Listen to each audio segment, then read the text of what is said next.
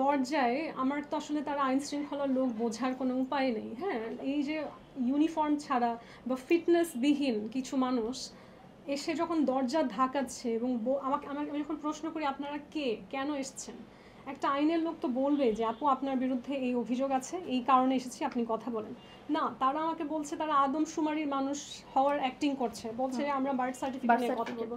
এখন আমি প্রথমত হচ্ছে আমি ভিডিওটাতে কিন্তু দেখা গিয়েছে যে আমি ঘুম থেকে উঠেছি, আমার চুল আওলা ঝাওলা, আমি ব্রাশ করা না, আমি ঠিক মতো জামা কাপড় পরা না, আমার দরজা ঝাঁকিয়ে যাচ্ছে।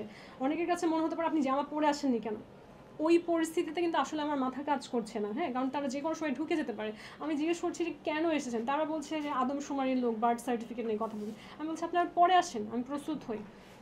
বলছে না, কিছুতেই স্বীকার করছে না। অনেক পরে আমি সাথে কোনো মহিলা পুলিশও ছিল না, সাথে কিন্তু বাইরে মহিলা পুলিশ ছিল না। এবং যখন উনি দরজা খোলার প্রশ্নই ওঠে না। হ্যাঁ, আমি যখন আমার লাইভটা করি, লাইভের ভেতরেই কিন্তু প্রমাণ আছে যে ফাইনালি তারা যখন অ্যাডমিট করে তারা আইন শৃঙ্খলা বাহিনীর লোক, তখন কি বলে ভেতরে মাদক আছে।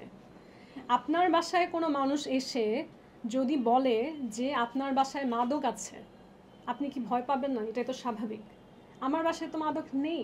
এবং আমি এটাই আমার কাছে অদ্ভুত লাগছে যে এখন যদি কোনোভাবে তারা সাজিয়ে গুজিয়ে বলে যে ভেতরে মাদক পাওয়া গেছে, আমি তখন সেটা কিভাবে করে নিজের ইনোসেন্স প্রুফ করব?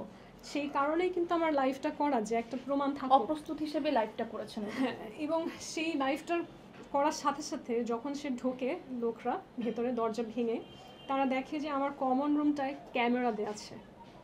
এখন যেহেতু আর একটা বিষয় হচ্ছে যে এই যে একটা মেয়ে হিসেবে বাসা নিয়ে থাকা আলাদা, আমি কিন্তু বাসায় একা থাকি না। হ্যাঁ, যেটা মিডিয়াতে সব জায়গায় ছড়ানো হয়েছে যে একা থাকে একজন নারী, আমি ওই বাসায় একা থাকি না প্রথমত। বরঞ্চ তারা যেই সময়টায় এসেছে তখন আমাকে ওইভাবে পেয়েছে, আমি সেই বাসায় একা থাকি না। এবং আমি কোনো ভার্সিটিতে পড়া স্টুডেন্ট যেভাবে করে প্রচার করেছে সেরকম না। আল্লাহর রহমতে আমার অনেক বয়স হয়েছে, একটা কোম্পানি গ্লোবালি রান করছি, এত বাচ্চা মানুষ না আমি। হ্যাঁ, এই বয়সে এসে আমাকে যদি মিডিয়ার মানুষের সামনে জবাবদিহি করতে হয় যে একা মেয়ে থাকে, কত টাকা বাসা ভাড়া থাকে, এই প্রশ্নগুলো আসলে এই বয়সে কোনো পুরুষ নারী কারোই ফেস করা উচিত না।